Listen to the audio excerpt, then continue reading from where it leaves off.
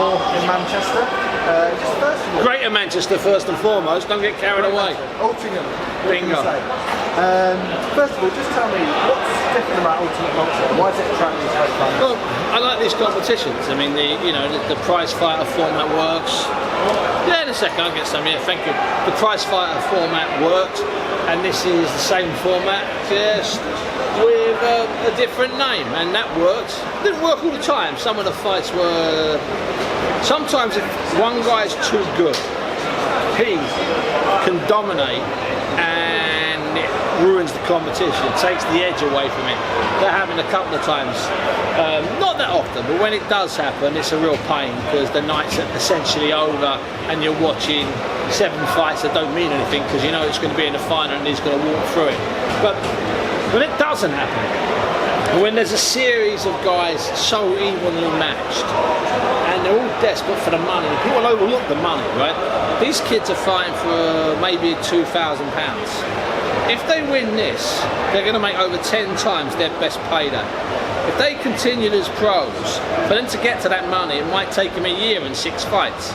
This is such an unbelievable shortcut, not just to a bit of recognition and a bit of TV exposure, but it's a shortcut to money. And people tend to forget that because we live in a world where all of the boxers we know, all the ones that are on all the websites, all the ones that are doing the lengthy extended interviews, they're all guys that are being catered for. There's the guys that have come out of the GB squad or they've got names as top amateurs.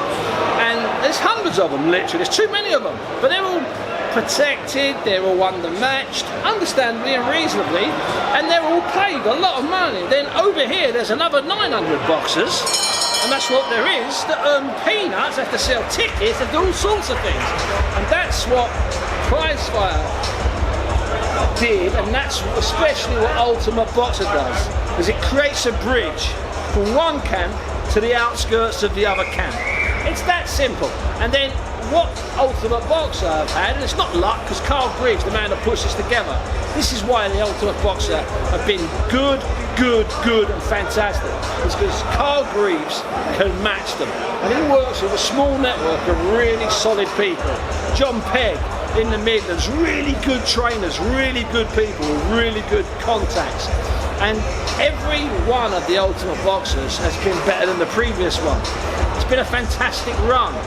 A really good run, and that's what makes it so enjoyable, is that if you can remember a time when you watched 7 fights that were 50-50, if you can, if you're old enough to have remembered it, or you've got an old VHS from somewhere, that's what you get, live and dangerous from Altrincham. It's what you get live and dangerous from the O2.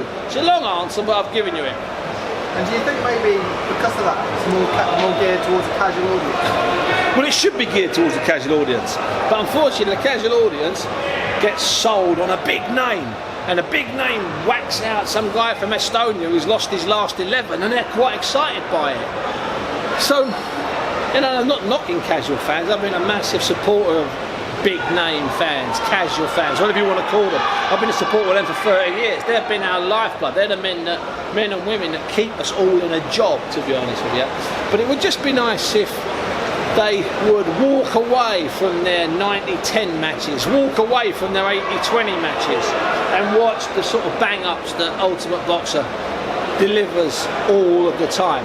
Because as a highlights package, it's unbeatable, and as a live package, it's unbelievable. It's got to be the best Sky Plus gig out of all boxing. If you just watch the 7 fights over a 3-hour period, it's unbelievable. And just finally, towards Daniel Dubois, how far do you think he can go? Because he's in a great form. You know,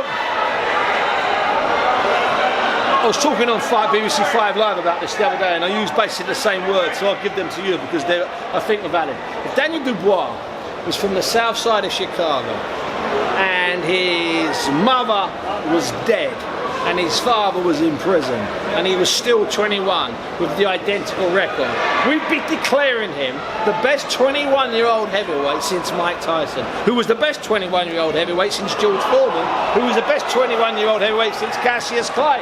So basically, he'd be in that lineage, you understand? That's the bottom line, because I can't think of a 21-year-old American heavyweight, Samoan heavyweight, Australian heavyweight who comes even remotely close.